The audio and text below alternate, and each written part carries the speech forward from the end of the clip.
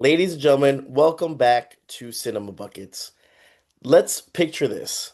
The lights dim, the screen flickers, once felt safe, familiar, even innocent is gone. Because in Winnie the Pooh, Blood and Honey 2, the rules are different. Childhood is shattered, fear takes center stage, and rising from the darkness is a presence that you can't ignore. Today, we're sitting down with an actor who stepped into the world, didn't just survive it, he owned it, bringing intensity, edge, and performance that cuts straight through the chaos. This is the kind of talent that doesn't just appear, it announces itself. So whether you're a horror fan, a film lover, or just someone who appreciates the craft of storytelling, let's lean in because this is only the beginning. Let's welcome the one, the only Marcus Massey. How you doing today, Marcus? Oh, thank you so much, Mr. Titan. If I can call you that, I'll call you Alex as well. There we go. As soon as you got in touch with me, I said to myself, I'll be there. Because I love the idea of talking to you about this. This is going to be great fun. Yeah, man. Man. And right now you're also obviously reside in London. What time is it over there? 3 o'clock in the afternoon? Yes, Yeah. yes, it's about 3:15. Nice, Yes. nice. And you were born and raised in London? I was born and raised in London, in southeast London. I've lived all over various areas of London, as a matter of fact, but Okay. now I'm in southwest London, which is fantastic. Yes, tooting. Yes, which is perfect for an owl. Yeah, Yes, definitely. Definitely. yes. I went to London about what, like 3 years ago now, when the NFL was actually uh playing the games over there. And again, that's where the Mr. Titan stuff cover the Tennessee Titans. So that's where the name Right, comes. there we So go. the Titans were playing Baltimore Ravens, and I spent a week over there in London, and it was amazing. Again, the history is amazing, and just the visual and the architect over there is it's mind blowing. And I didn't expect to. I guess I didn't do enough research of how big London's ridiculously big. Like even with a week, I couldn't do everything I wanted to do. Oh no, not at all. You can Yeah, spend your whole life and still go, oh, I haven't been there yet. yeah, Yes. it's ridiculously big. Again, it was super cool. I stayed close to, I forgot what the hotel was, but it was near the Tower of London, and I got to walk around. And like I said, the transportation system over there is spot on. I mean, it's easy. You can get lost real quick, but it was really quick, and people actually were. I thought they were going to be a little bit more uptight, and they weren't. Like I said, New York's completely different. London, you feel Mhm. like that city vibe, but they're actually pleasant and they talk to you, so it was really nice. Yes. I think so, and it is very friendly, and there is a lot of places to go. People are, and and and I think a lot of people forget that it's very cosmopolitan as well. It's Yeah. like every I don't know, New York City is a bit like that too, but I mean it is a sort of a big mixture. It's a smorgasbord of people, Hmm. and then that gives this sort of unique mixture and culture as well. So it is a lot of fun.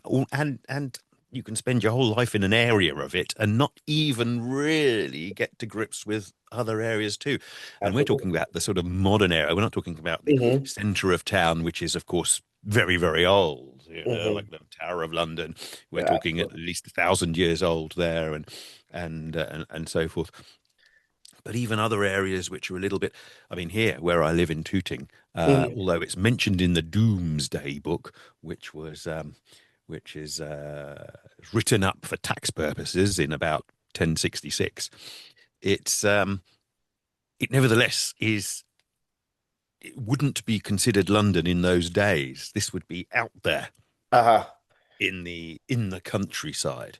But now, of course, with modern tube trains, metro, like the buses and stuff. Now this is all really part of London, and it's just fun living. And the great thing also about London is there's a lot of green spaces.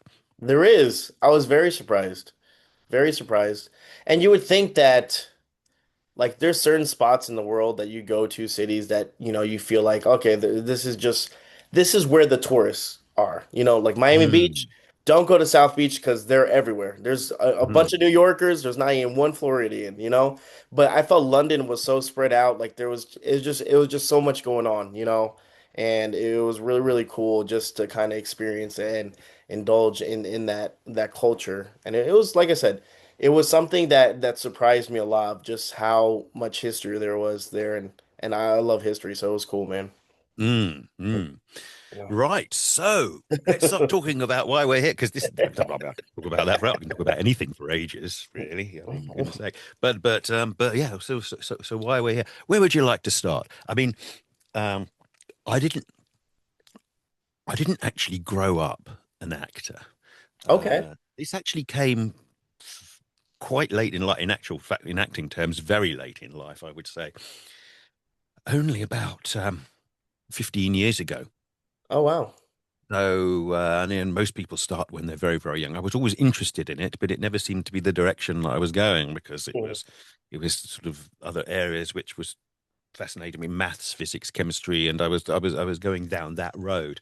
So that's the reason why I was interested in engineering, and Okay. that was the direction I took, and and because life changes, your interests change, etc. I mean, I used to go and see a lot of live music, etc. And you come to the point where you go to the cinema, you're going to see bands, you're going to uh, go to the theatre, and you're seeing people on the stage, and this Hmm. realization hits you. You're thinking, I don't want to be here in the audience. I want to be there. And then it's a question of how do you do that?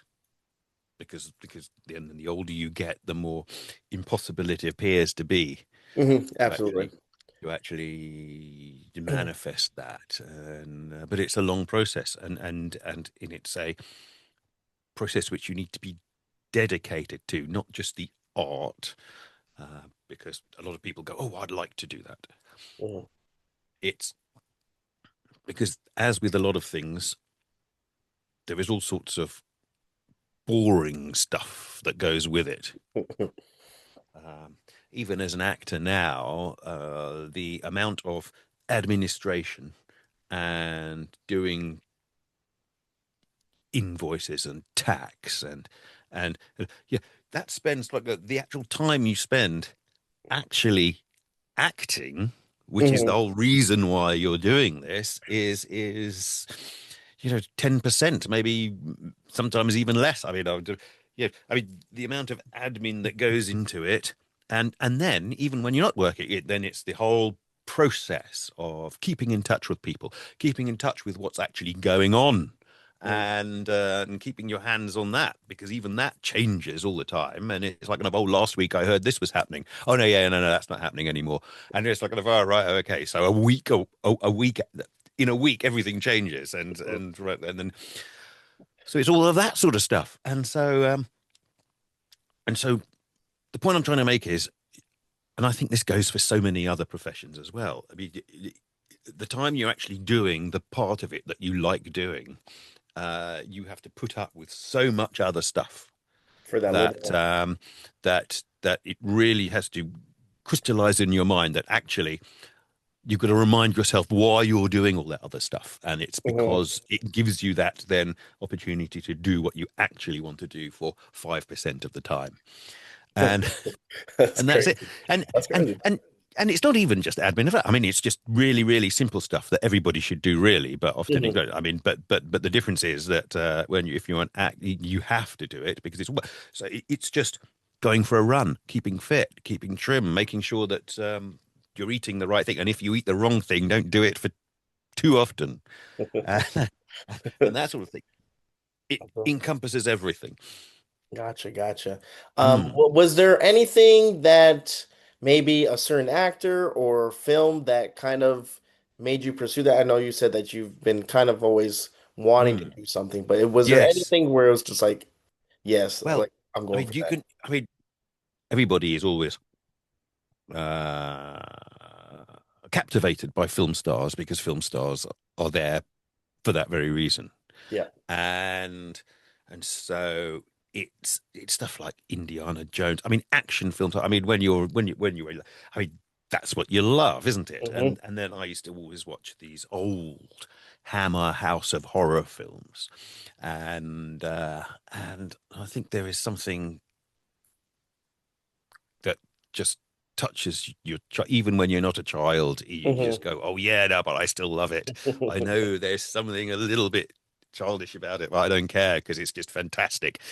And so there's that, and then you get some really, really fantastic, powerful actors like Daniel Day-Lewis and Klaus Kinski, Yeah. and people who are just, I mean, I mean, Dustin Hoffman, Meryl Streep, I mean, Marlon. I mean, the thing is, even when um, even when Marlon Brando was difficult to work with, and we all know the stories about that.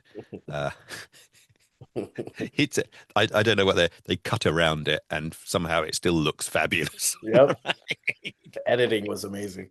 and and the thing is, you know, and then yeah, everybody moans about him afterwards, but it's still brilliant, Yep. isn't it? Yeah, I mean, I mean, you hear stories about Apocalypse Now and Superman. I mean, okay, Superman he doesn't really do it. I mean, but I mean, but things like it's just fantastic. But I mean, obviously that, and then you hear the stories about how it was. Not the way it was intended. And all right, you know what? He had to put this. You had to put his lines on stickers, and when they're doing the reverse, you have to put like like if I'm talking to you, they're filming you, and they can only see the back of my head because it's over the shoulder, and it's like kind of right. I have to have a sticky thing on kind of on my face with your line, so then you can and all these terrible terrible stories. But the thing is, it's still fabulous to watch. And at the end of the day, that's the point of the film. I mean, yeah, I mean, when you've got enough heft, Yeah. like Klaus Kinski or Marlon Brando or somebody like that, then people will put up with more than they would do for other people. Someone else. Yeah. But but then I think there's power games going on, isn't there? There's massive egos involved, Yeah. and you need directors who can handle that kind of stuff. Yeah. I mean, the director is trying to make a film and trying to make it the way they see it. That's why they've been hired, and the producers are banging on his back or her back, going, "How's it going? Is it on schedule? Is it on budget? Oh, I don't want it to go over budget." Right, and like Yeah. kind of like, why can't you just control the people who you're meant to be in charge of? It's a very stressful operation Hmm. because because really what you're trying to do is tell a story in the way that you have envisaged it, and it's almost as if everybody else is trying their best To to make spoil that it. difficult for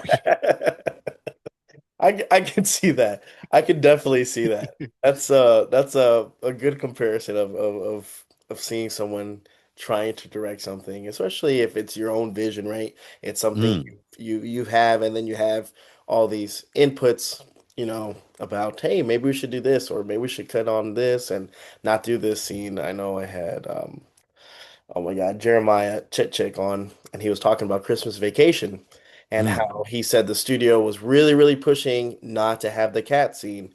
And he really wanted to have the cat scene. And again, the cat scene's brilliant. It's funny as hell, but it's stuff like that, like stories like that behind the scenes that it's one way. Mm. It looks like you said on screen, it's fantastic, the performance, but then you hear the horror stories behind it. You're like, oh damn, like that wasn't even supposed to happen, and they still put it in. So I can only Well, the thing imagine is, on set, man. but that's the thing. You see, that's the job. Otherwise, every idiot would be doing it. That's that's literally the job, and and you're hot and yeah. So if the producers have got a script, etc., and in generally the way it works is that they have it, and then they're going, all right, who shall we have to make it? Who's going to be the right?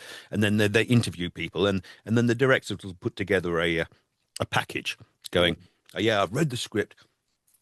The way I see it is this and this and this and this, and they're just I mean, it's a pitching process, and they Mm, will have these directors, and they all come up there with this pitching process, and then the producer will sit down and go, okay, then who should we push it to that one or that one or that one, and um, and then once you've been hired based on your pitch, based mhm. on your vision of how you were going to do it, then they go, oh yeah, no, but do it exactly as you say, but but not that, not that, and not that.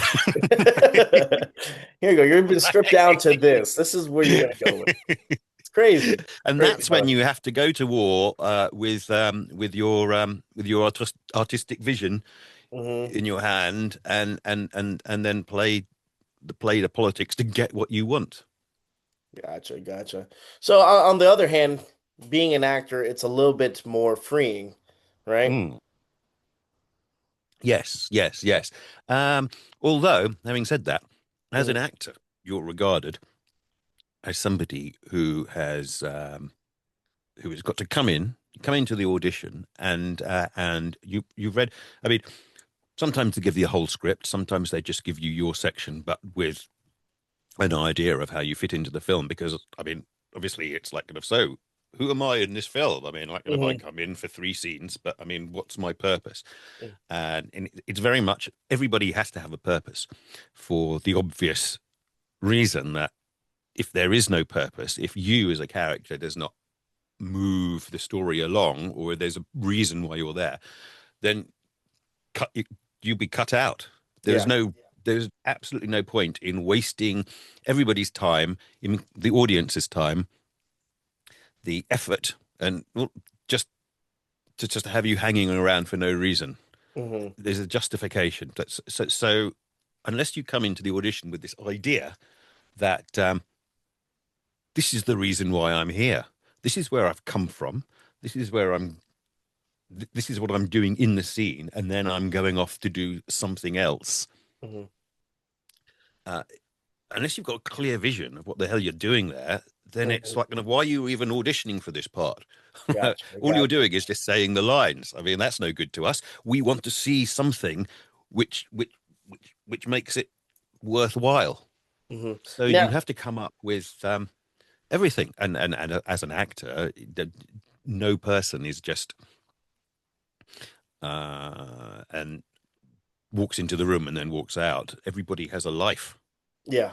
So So who are you? what was the process between, let's talk about like Blood and Honey? Like Mm. you get the script before you do the audition, then you go to audition, or how does that work? Yes, So yeah. often, Okay. yes. Sometimes you only get maybe 3 or 4 pages of the script, Okay. but that section, and you were probably briefed on how you fit in. With Blood and Honey, it was slightly different because I'd worked with these with the with these producers, with this production company before, on several times. I think something like 14 times Oh wow. in Wow. very, very different roles. Sometimes as a crazy Saxon. I mean, and we're talking about a film set in, it's like uh, 1,000 years ago. So Hmm. I'm this sort of Saxon witch doctor who comes up with these different solutions to right, right, yeah, like if this girl is dead and I will raise her from the dead. You've got to Hmm. pay me loads of money, and you've got to find these particular herbs, and of course the idea being that this one doesn't exist. Hmm. So you pay me the money, but I'm off the hook because you will never find these herbs. So therefore, I just, right, yeah. But of course they come back with it, which then puts me into a bit of a problem. Gotcha. And then I'm going to give away what happens and how it happens and all of that. But so we've got that sort of thing. We've got a South London gangster. I've played a TV host in a situation. Yeah, there's a hotel Hmm. with dinosaurs in it, and then the idea is you get all these girls and you put them in the hotel, and whoever comes out alive wins. Interesting. It's brilliant. I mean, it's brilliant. Dinosaur Hotel 2. And of course, this TV program requires a host. Hmm. So I was a TV host, which is very different. And of course, there is all sorts of things going on there, which I won't give away either. Then, of course, subsequently, it came back that then, of course, there's a sort of a battle royale going on because this had been running now for 8 years. Hmm. So we've had 8 winners over eight Okay. years. And then it's going to battle royale will be that we get all the 8 winners I put and him back in there. put them back in there, and then we'll have the greatest winner. Now, then, of course, you've got a situation where it's if you've got a 1 in 8 chance of living, why would you agree to to go back in there? And there's a good answer for this. Oh Okay. yeah, and for all TV producers, here we are. You're getting this for free. What you do is you kidnap their children, and you Okay. say unless unless Wow. unless you What a unless you go. predicament, So man. so obviously all these crazy characters, Hmm. and so they knew me. They knew me backwards, Okay. and they knew that I can take on all of these different types of roles and characters, etc. So that, and I was actually even in Winnie the first film, Okay. very very very briefly, right at the end, as uh, a champagne drinking redneck, and I gotta check that out though again. I gotta. and and you've got to ask the question why. And first of all, it's set in the UK, so why do you have a flatbed truck with a load of rednecks on? But that's fine. And then you've got, and then why drinking champagne? Well, okay, there's a good reason for that, as there is for everything. Mhm. If you believe that, yeah, no, as there is for everything. And what it is that I have to smash him over the head. And if you have a beer can, it's not very cinematic if you just Yeah. smash him over the head with a beer can. So you have to do it with a Gotcha. Gotcha. Makes sense. Makes champagne, and sense. then you do it in slow motion, so it goes everywhere. Yeah, so they're good reasons. They're good reasons. So anyway, so I was, and actually, I'll tell you this. Let's hear it. Uh, that scene was there was, there was I was going to play a different character in that film, but Okay. then that got cut, and they replaced it with this whole other section, which which oh, I don't know whether I should give that away. Maybe maybe I shouldn't give that away. Okay. But anyway, but I'll tell you what. Then I was a reporter. I was Okay. a local news reporter, and reporting on the whole situation. But Hmm. anyway, so things chop and change all the time, and Hmm. you can and things can chop and change right up till the moment Before filming. while when you're shooting. Yep. It's like, you know what?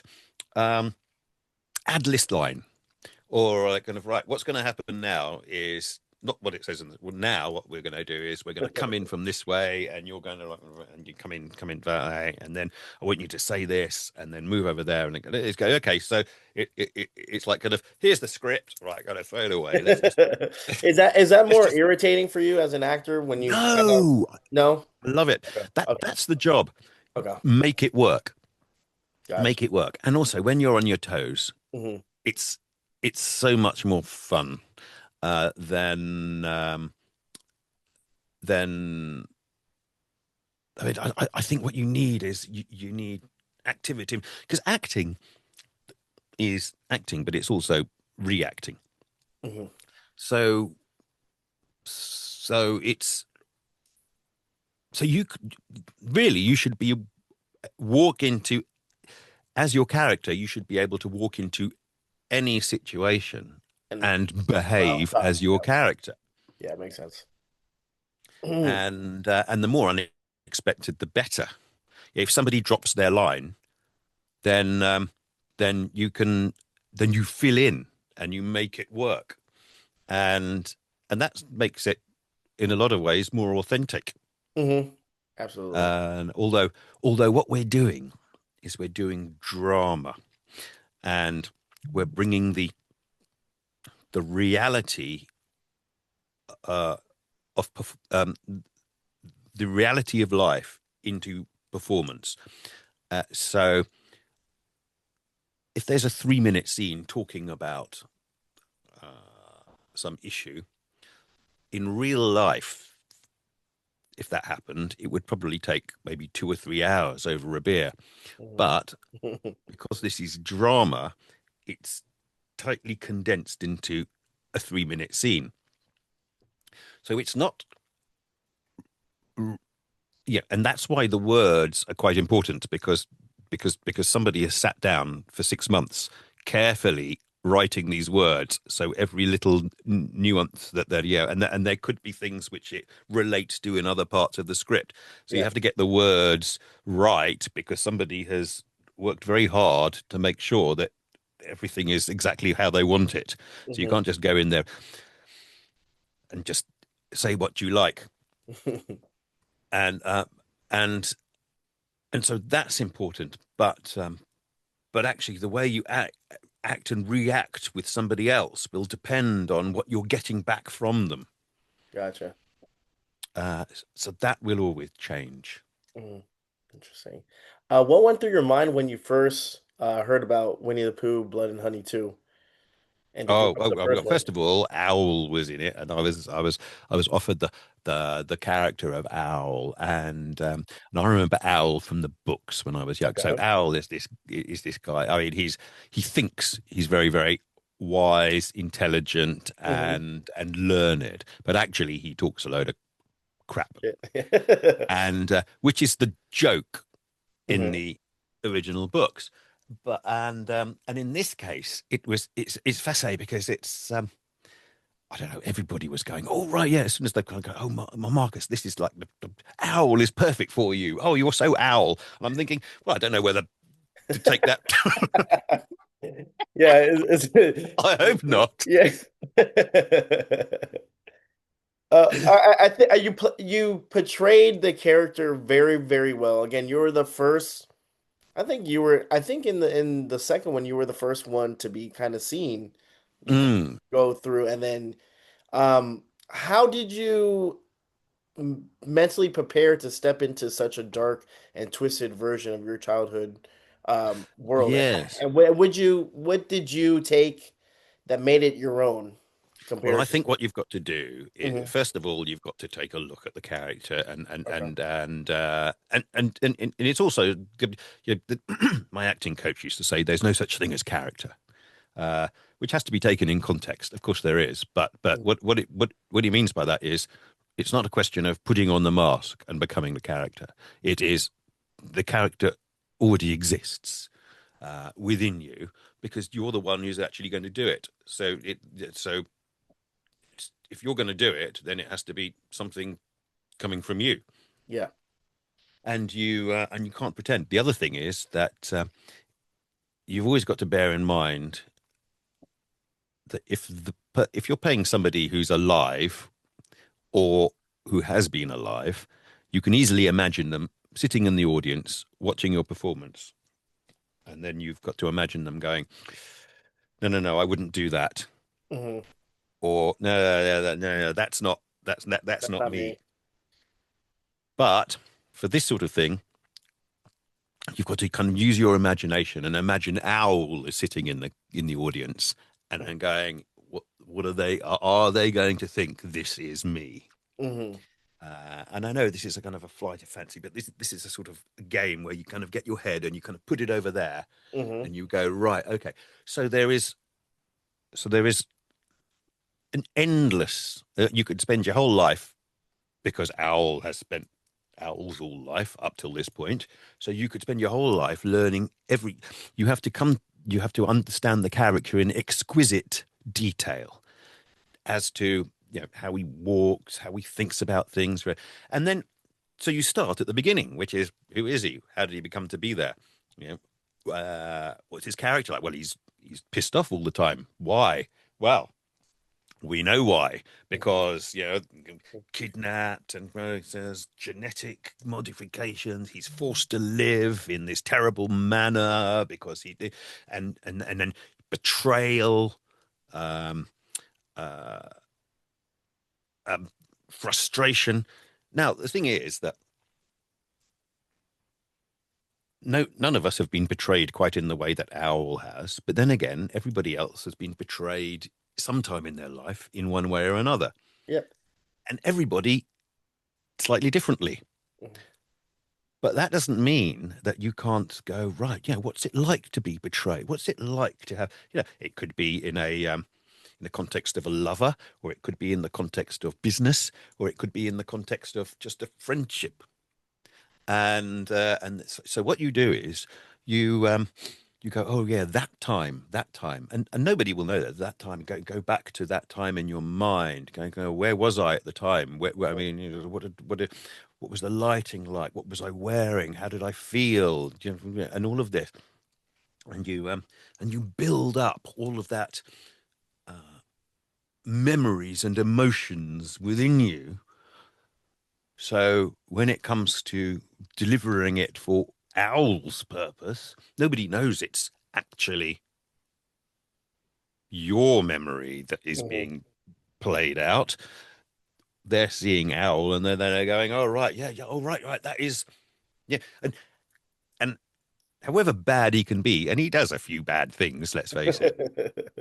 Um, I always like every character I play. I always like to say, well, you can say, yeah, that's quite bad, but I kind of get his point of view. I kind of get it. I understand why. Mhm. Because everybody's a human being. Everybody does Yep. things for their own reason, and they don't do things because I'm literally going to do something for no reason.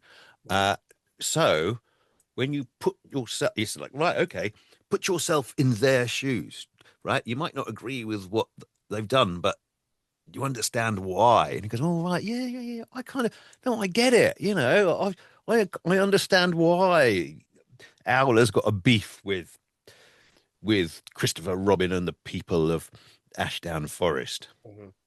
Of course, I understand why. And you think about it for 2 minutes and go, yeah, yeah, actually, yeah, I'd, I'd be the same. And there we go. There we You go. see, Yeah, nice, um, nice, that's it. nice. And with any luck, it then becomes exciting. Hmm. So there we go. How long did it take for the makeup and the mask and all that stuff? Mm, that was a drama in itself. Yeah, It because I can took imagine. I mean, it looked. I mean, it and looked badass. It looked very cool, but I can imagine. Yeah, yeah. It took an hour and 3/4 to put on, Okay. and it was a very, very thin latex, Hmm. which is literally glued to your face, so it then moves with your face. And and and and the thing is, there were no holes for the nose. Oh God. So what that means is that from the moment it goes on, of course, you're only breathing through your mouth.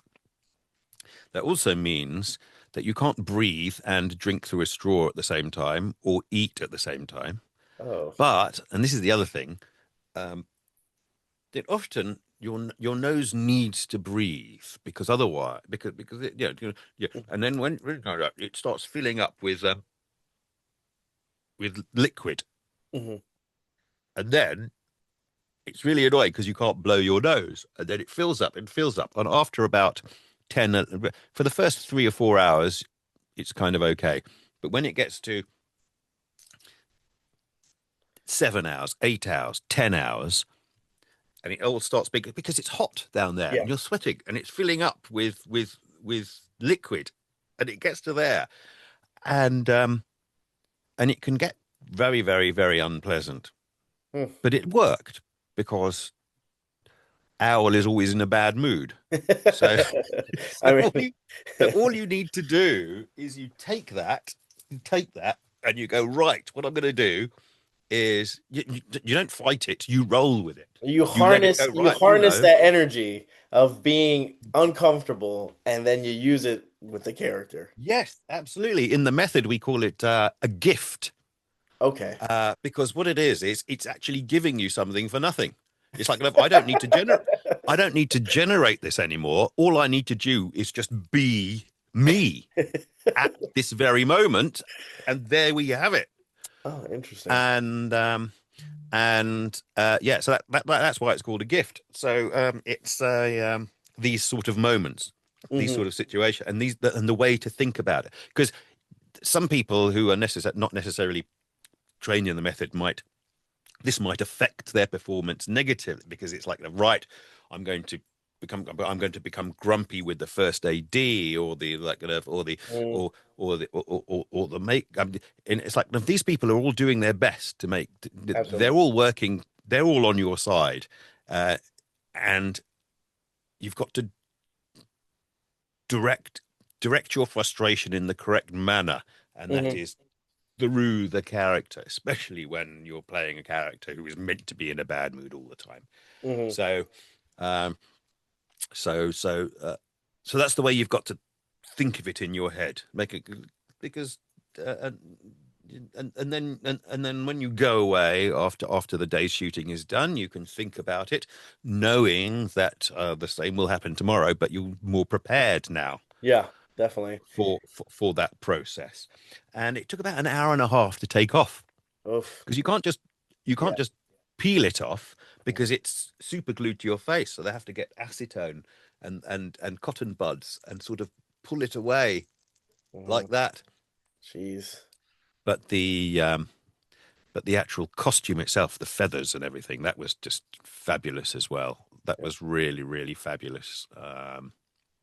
And and yeah, just the madness of it all. Hmm. And I know some reviewers were saying, "Oh, right, well, like, kind of, he looks less like an owl and more like a kind of deranged vulture." And It's like, and the thing is, it's kind of, yes, yeah, yeah. because if you've been through what he's been through, He's you gonna, look yep. the same. Absolutely. It worked Yes, out. It worked out, man. It worked out, Marcus. yes, yes. What was the most intense or challenging scene for you to film? Mm. I think it was also my favorite scene. It's the one Okay. where he comes into Owl's lair, Hmm. and there is uh, pieces of arms and legs around, and then there's sort of pots of honey, and of course we don't know at that point that it's magic honey, Hmm. but of course it is. But yeah, so it starts with me jumping down the hole, Hmm. going up to the tree, jumping down the hole, and then landing inside. First of all, that landing thing, we had to do that so many times, because I was dropping down about 6 foot or more Oh, with wow. this, yeah, it was about 6 or 7 foot Hmm. with this big costume on.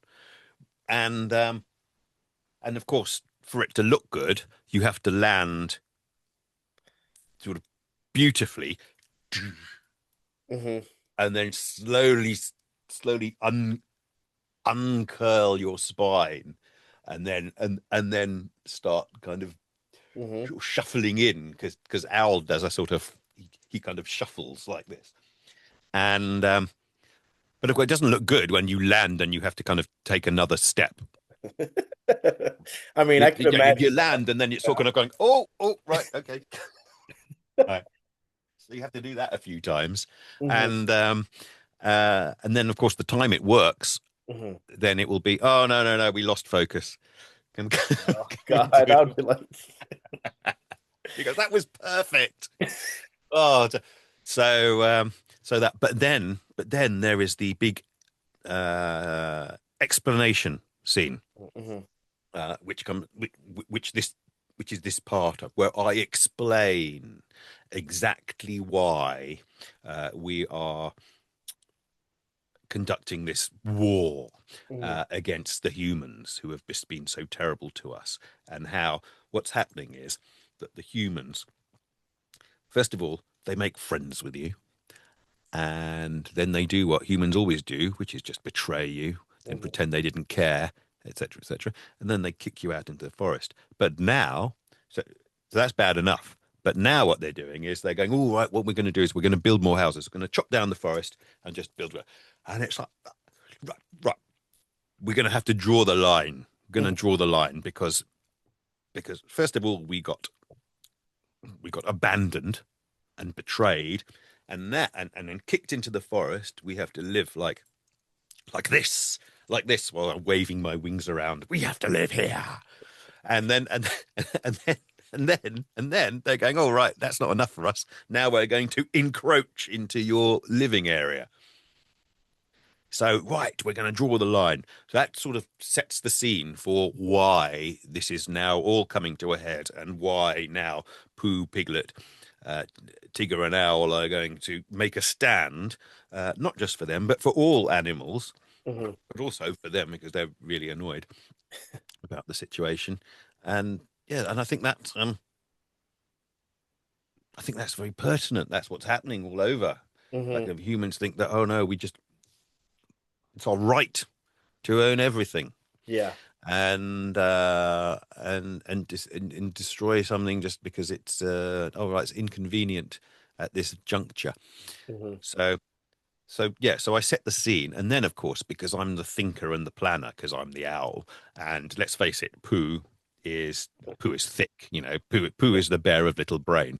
So all of these people need yeah, Tigger is obviously completely bonkers Yeah. and nuts. So of course, like kind of, there needs to be some sort of controlling influence over right. Kind of, this is what you need to be doing. We This is need what you need to be. exposition. We need a person that's gonna let us know what's Yes, happening. but we need the planner. We need somebody with the brains to actually plan this whole operation, because otherwise it will be chaos. Because all they're going to be doing is going around, right, no, no, no, no. We're going to do this. I'm going to do this. I'm going to do this. So by the time it comes to the rave scene, Hmm. which is which a lot. I think a lot of fans love the rave scene, and Tigger has his big moment in the rave scene where he's going through and everything. Yeah, all of that is planned by. There's a fantastic shot which I wish it was just a bit longer Hmm. because it happens quite quickly. And what it is it's Tigger bounding down the road, Hmm. and then Owl, and it's a kind of a POV of Owl. It's Owl's point of view, and it's got the wings going running down the road, and then Tigger in front going, and yeah, I love that. I love that. Um, yeah, but my favorite scene is this exposition scene because it just explains the whole situation, and it gives me the opportunity to kind of really reveal the character. Absolutely. Yes. What was your Mm. favorite line in the movie? Oh my goodness me. It was so long. It If you was don't so remember. long ago. Actually, my favorite lines were cut. Oh, really? Well, yeah. Well, oh, right. Yes, yes, yes. Um, but so when it, and I don't know where this line came from. I think I see. I said to the director, but you gave me those lines. Those were your favorite lines, and then you cut them. And he goes, no, no, no, no. You gave me those lines, and I went, those are brilliant. Let's just do it. Let's just shoot it. So I don't really know. It's like kind of, let me introduce you to the judge, jury, and executioner. Nice. Like a blind dog in a meat market, I will find you amongst the corpses.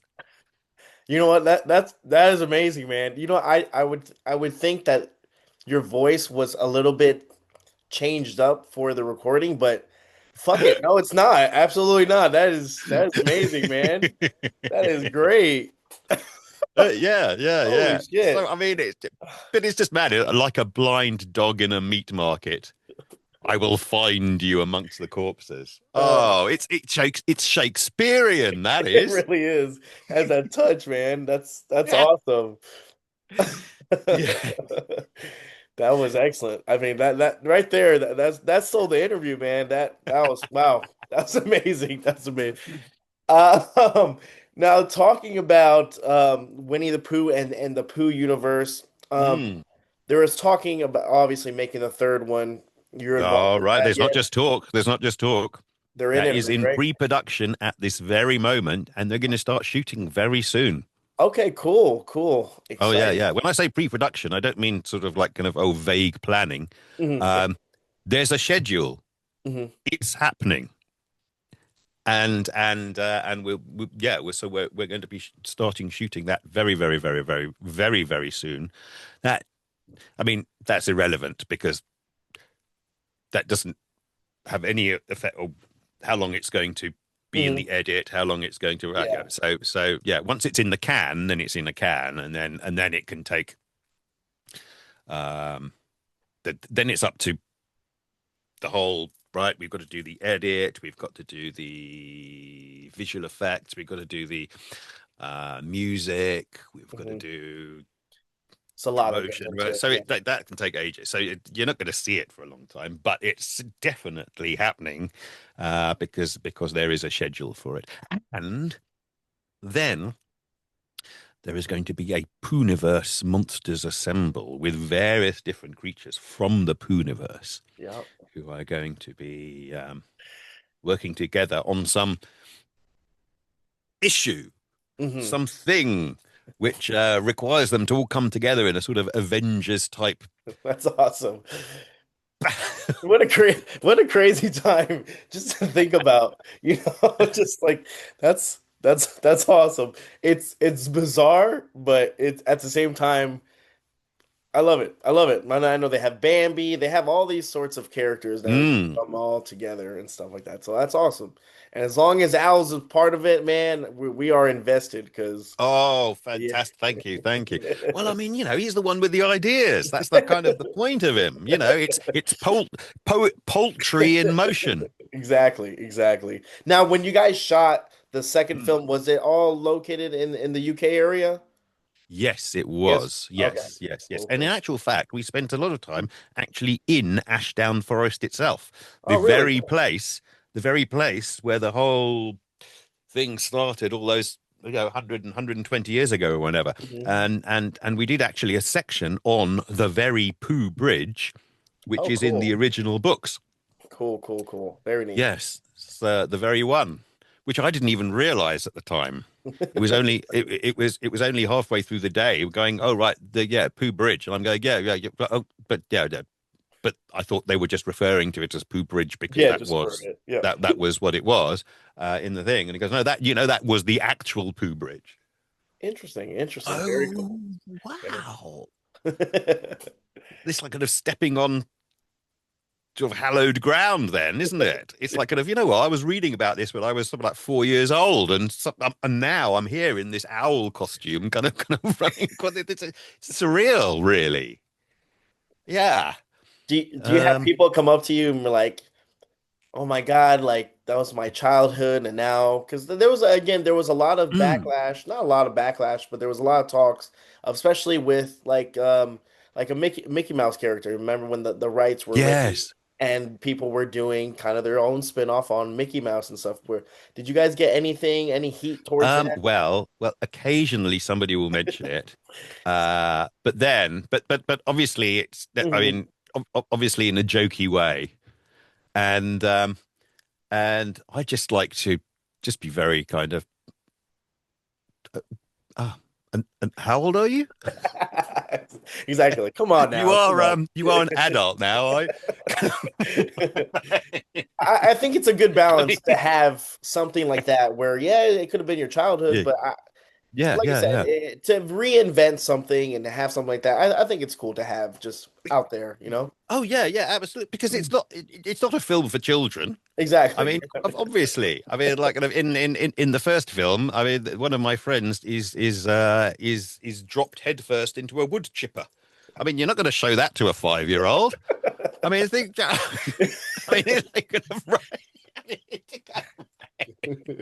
I mean, hey, you never know nowadays. I know one of my friends, he went to go see Terrifier 3, and he said that in the audience there was like a 5-year-old, a 6-year-old, and there was a lady What do with her kid. people do? Are people bonkers? Exactly, yeah, it was nuts. I'm like, it just the fact that she was again, so you never know. People are fucking crazy. So It's bad because it's like, well, where's the responsibility? yeah, Because absolutely. I mean, okay, I'm sure people can watch it Hmm. and and it's like they're not going to go home and start cutting their wrists or kind Yeah, of okay. exactly. But the point is that's not the point. The point is that it's not it that's not the way that people should be brought up. Absolutely. Yeah, it has to be the right time. Right time for everything. Exactly. Yeah, that's like just saying kind of that's like saying to a 5-year old, oh right, yeah, you know Father Christmas, no, right, yeah, Yeah. right. It's like kind of why are you doing that? That's Yeah. just Yeah. that's just spoilt it all. Absolutely. And why would you want to throw a bucket of cold water on on on children who just want to be children? Yeah, That's absolutely. just it's silly. I think like that happens a lot with movies as well. Is like there's always a certain time, and you might not be in the mind frame to watch something like that, and then you go on later on in life and then watch and be like, wait, this was actually a really, really good movie. Like it was completely, you kind of get it, Mm. adulthood and stuff. Things change, things happen in your life, and then you can kind of relate compared to maybe not at that time frame, at that time where you watch it and you're like, okay, it's movies, whatever. I remember watching Pulp Fiction, and I was like, okay, it's whatever. And then watching it as an adult, I'm like, wow, what was I thinking? Like the movie's amazing.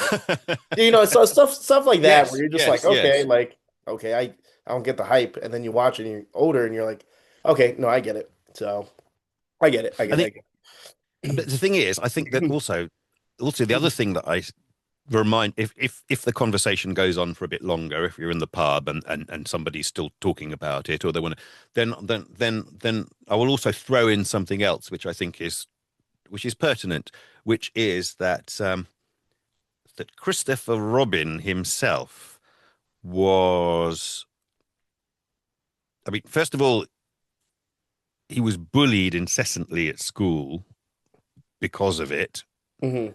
and then further on in life, he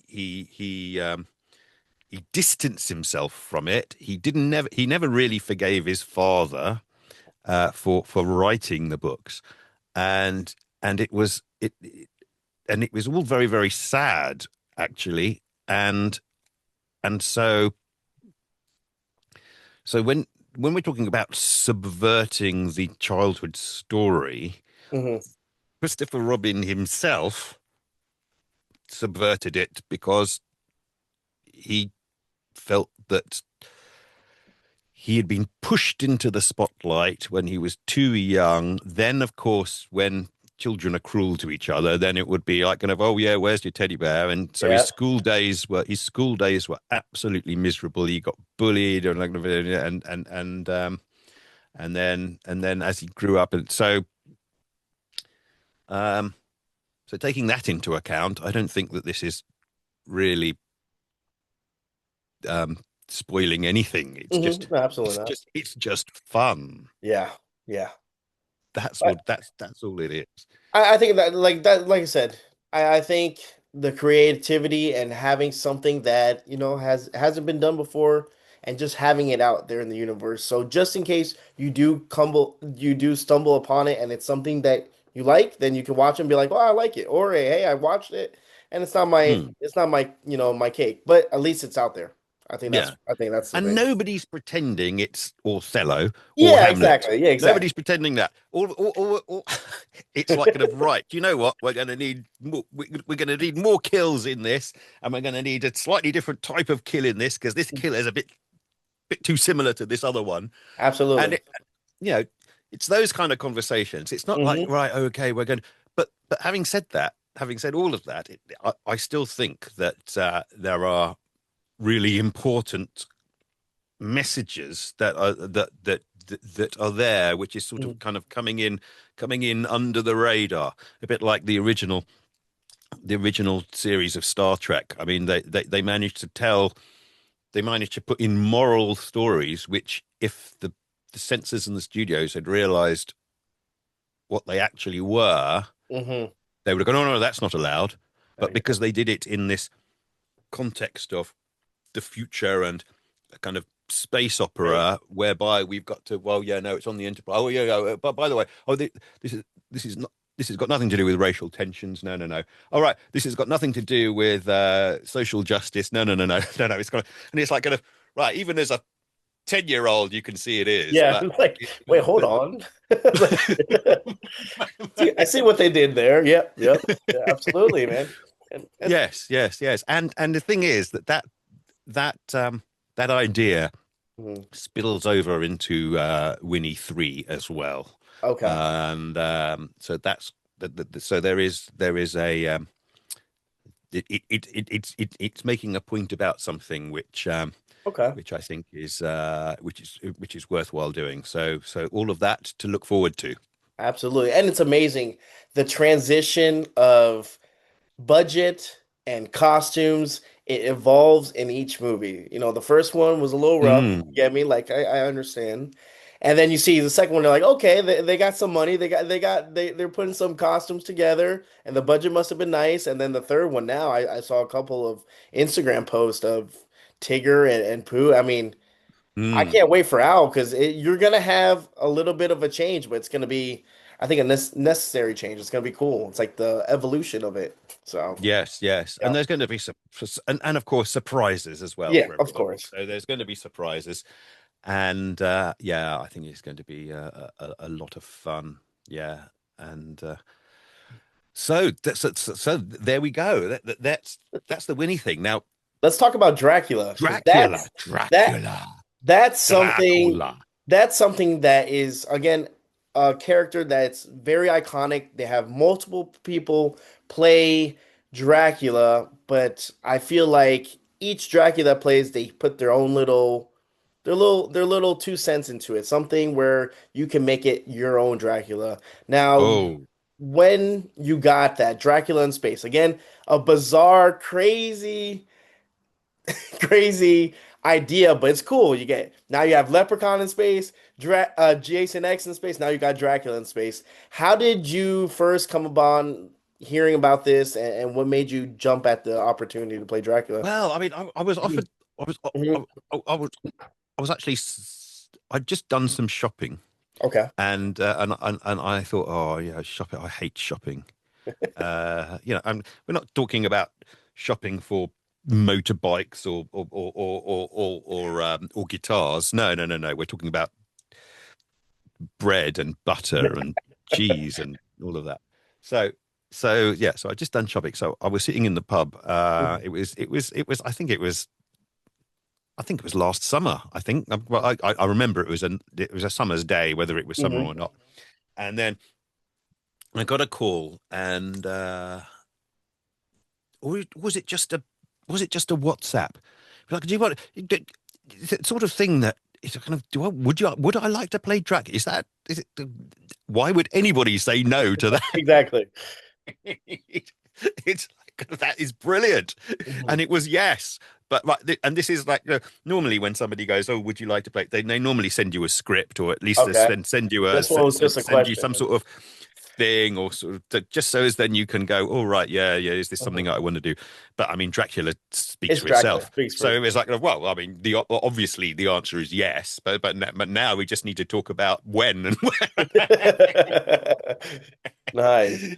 So so then I started um when I got the final draft of the script, because it goes through all sorts of iterations before you get to the end, Hmm. and then I was thinking, right, okay, I thought, right, well, first of all, I'm taking on a, a really weighty issue here, and you don't get really a chance to redo this. This is going to be my thing. Well, I mean, I'm hoping that we'll do more Dracula in space. But the point is that at the time it's right. Okay, you don't get a second chance to do this first job, and so what I'm going to do is I'm going to try and watch as many Draculas as I can from the past, not to copy anybody, but to drink in the tradition Absolutely.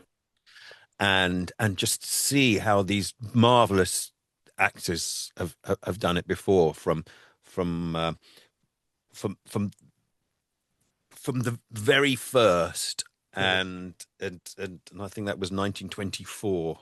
Bela Lugosi. I think Max von Sydow was it, and then of course the classic. Bela the Uh, oh God, what's his name? Oh my head, what's going on with my head? Um, and then the class that will come to me in a moment, and then all the way through with Gary Oldman and Klaus Kinski as well, which is just such a fantastic take on the whole thing. Because I mean, Klaus Kinski is this sort of pathetic figure who hasn't drunk blood for ages. So I mean, it's almost like right, and you and I like that. Well, first of all, I think he was just a tremendous actor. I mean, he's a terrible man, but if you can work with him, I mean, utterly tremendous. And and and and I thought, right, okay, right now I've watched as many as I can because I Mhm. mean, how many can you watch? I mean, yeah, I Yeah, tried after a to watch while, as many, yeah. and then of course with Christopher Lee. I mean, Christopher Lee's tremendous actor. Yep. I mean, younger people remember him from Lord of the Rings, of course. Yep. But um, but I mean, going for it. I I mean, liked his Dracula. His Dracula was his yeah, yeah, no, it's fantastic. But yeah. there was a bit it was a bit hammy Hmm. um, in the performance, deliberately so, and of course it was Hammer House of Horror films were that style. Hmm. And I certainly didn't want to go down that road. I wanted to make it really serious and pathetic. And then, of course, going back to what I was saying before, I want people to relate to this character, going, "Oh, right, you know what? If I was in his position, I'd feel the same." Hmm. Um, and there's the Francis Ford Coppola Dracula as well, where you just feel, "Oh my goodness, maybe I would." Yeah, your girl, your you go to war with the Turks, you come back, your girlfriend is told that you have been killed, so she commits suicide, and you come back, and then you've done everything that you think is right, but then your enemies have betrayed you, and then you renounce God, and then you decide that you're going to, and then because you're just so incandescent with rage about the way life has treated you, and the way people have, although you've done right all along, your enemies have still somehow got one over you Hmm. nonetheless. And here we have a situation where humans found Dracula. They decided that every so often people puts a stake in his heart, but somehow he always escapes. So it's like, right, we're not going to let that happen anymore. Well, we'll do it. We're going to put him on a spaceship and throw him into space, and then right, it's done and dusted. Never be a problem again. And then this ship finds the derelict spacecraft. They for madly they decide, oh right, oh salvage, we'll make loads of money. They get the coffin, which is it's like the black slab, Yeah. like kind of from a thing, and it's like kind of right. They bring it on board, and I'm going, I wonder what that is. It looks like a black slab, right? Then of course I emerge, and then of course there is this. Then it turns into a bit like Alien at that point, Yep. because then I'm kind of knocking them off one by one. They go, well, who is this? Kind of a Alien with Dracula. A cool yes, concept. yes, That's yes. awesome. But then you've got this issue, which always has to be there because this is the story. Hmm. That oh, that one reminds me of my old girlfriend. So what I'm going to do is because of course I am immortal, and so I just have to spend all my time on my own, which is just a really terrible, boring situation. So what I'm going to do is I'm going to make her into a vampire too, and because she looks like my old girlfriend, as we all know, if somebody looks like that, then they're obviously like them in every other way as well. So the point, so because so what I'm going to do so what I'm going to do is I'm going to make her into a vampire, and then and then that's just going to make my life a lot easier because then it will be, oh well, here I am with somebody who looks like my old girlfriend. Anyway, so but I love still, it. the thing Makes is sense. that Makes sense. I get him. it, I get but him. it does make sense, and it is the original story. Hmm. That's what he actually. That's the thought process he goes through. So it's not like making up part of the Hmm. story himself. It's not taking the piss. This is actually the way that the story goes, the original story. So it's like kind of fine, right? No, this is fabulous. And with every Dracula film, it's quite interesting. I only started noticing this after about three or four I'd watched. It's it's like in a 90-minute, 100-minute Dracula film, Dracula Hmm. is actually only in it for about 10 minutes, Hmm. even though their name is on the top of the billing because Uh-huh. it's Dracula. Dracula is actually hardly in any Dracula film. And Bela Lugosi, I think the Bela Lugosi version, Hmm. and he is just terrific in that. He's yeah. I think it's a 90-minute film, and he's only in for about 8 minutes. But it's the one thing you remember. It's You don't remember impactful. anything else. It's impactful. Yes. So it's right, okay. So this is what I'm up with, and this is because really Dracula films are not about Dracula. It's how do all the other people deal with Dracula, Yeah. Van Helsing and his lot. Because so it's right, and that's what the film is actually about. It's like, all right, how are we going to deal with this problem? So it's right, okay. So how much time do I have? Not that much. So just going to have to be. It's just going to have to be shovel it all in, Hmm. without making it hammy. Just put everything into every second on camera, and that's the way it was. Very nice. And it was such a lot of fun. Yeah. Yeah. Yeah, yeah, and and they gave me this terrific costume. It's it's this thing. It's this leather cloak. Yeah, they gave me a little a sort of a bit prosthetics here They and lifted there. up your eyebrows a little bit, right? Just yes, Yeah. just Yeah. and contact lenses and Mhm. teeth, of course. Oh, the teeth are funny because what happened was the festival.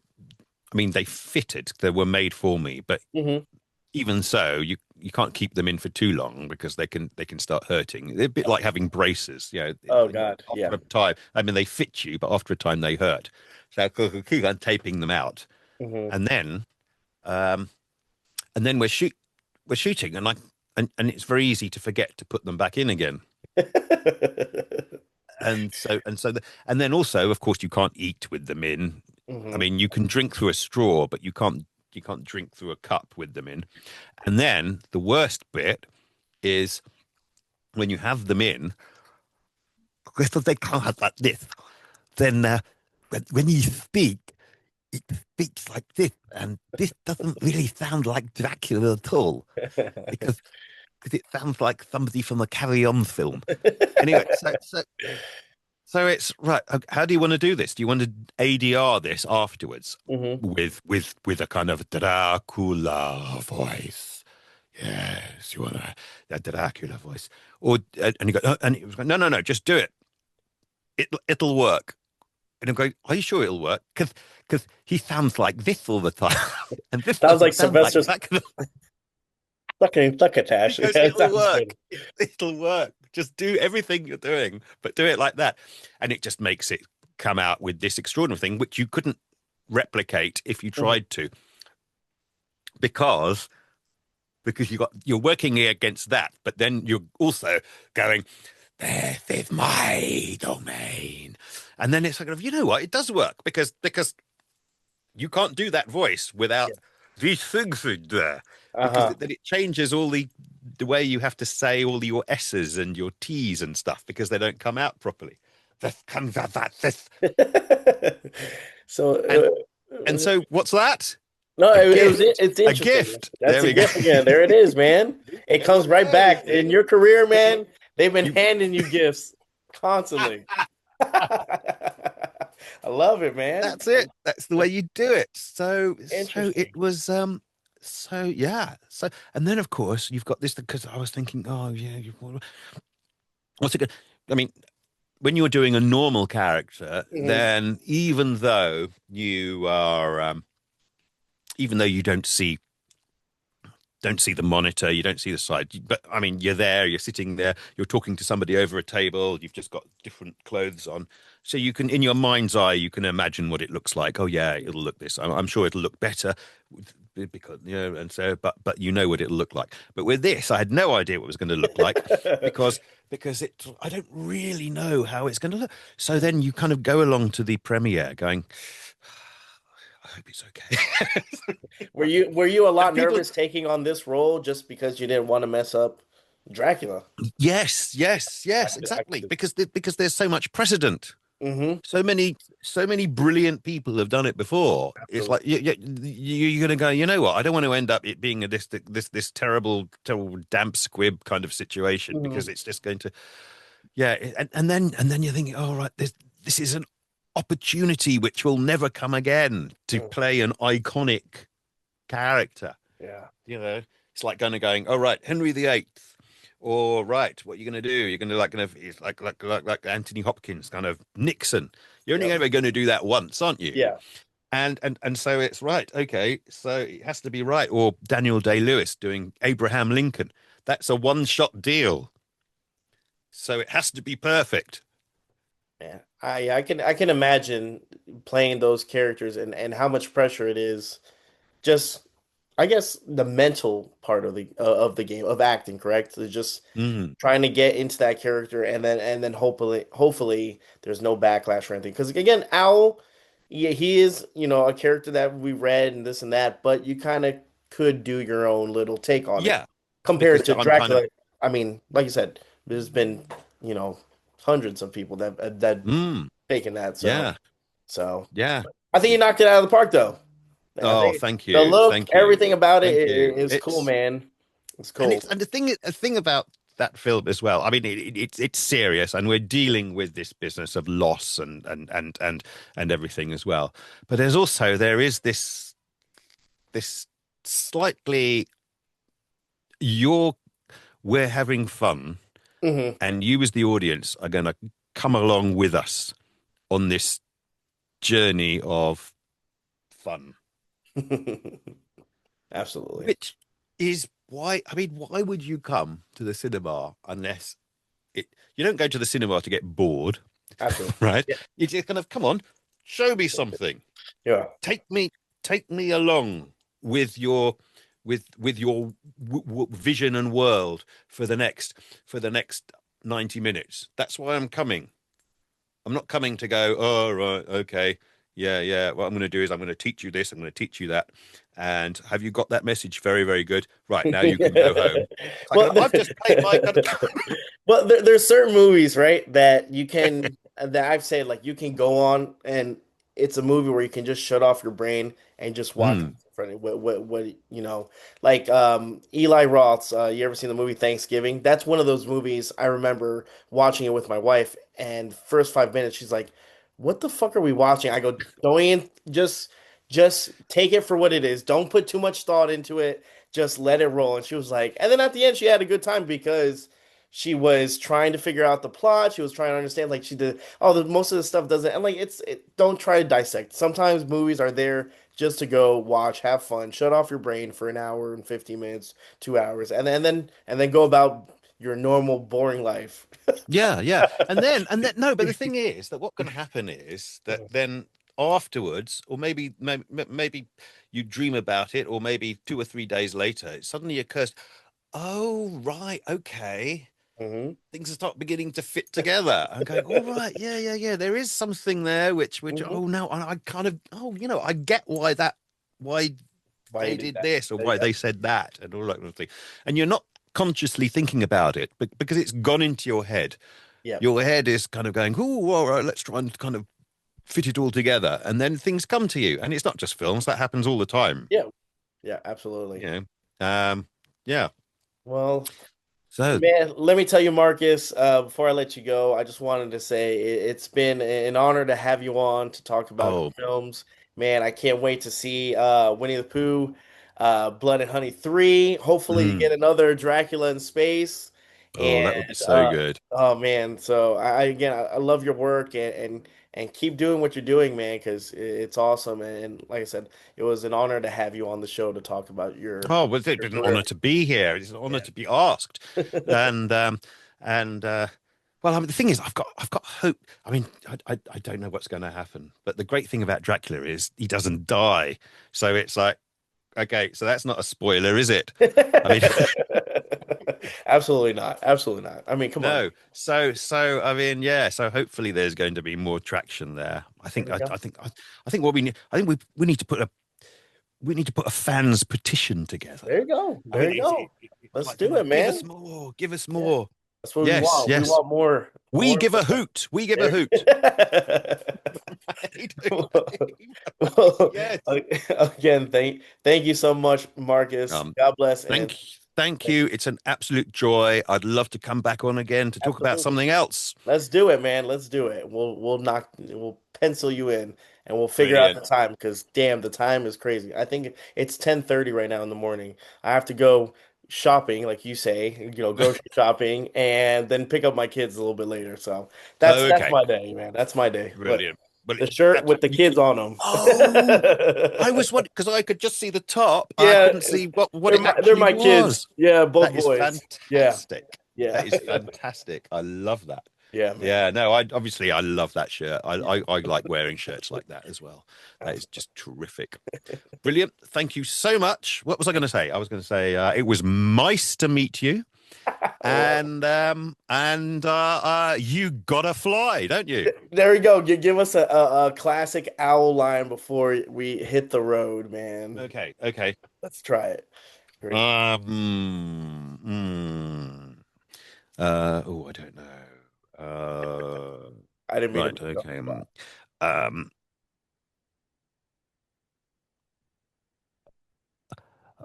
uh, Ladies and gentlemen, I hope you enjoyed it, even though you're humans. And humans terrible. Just remember, know who you are.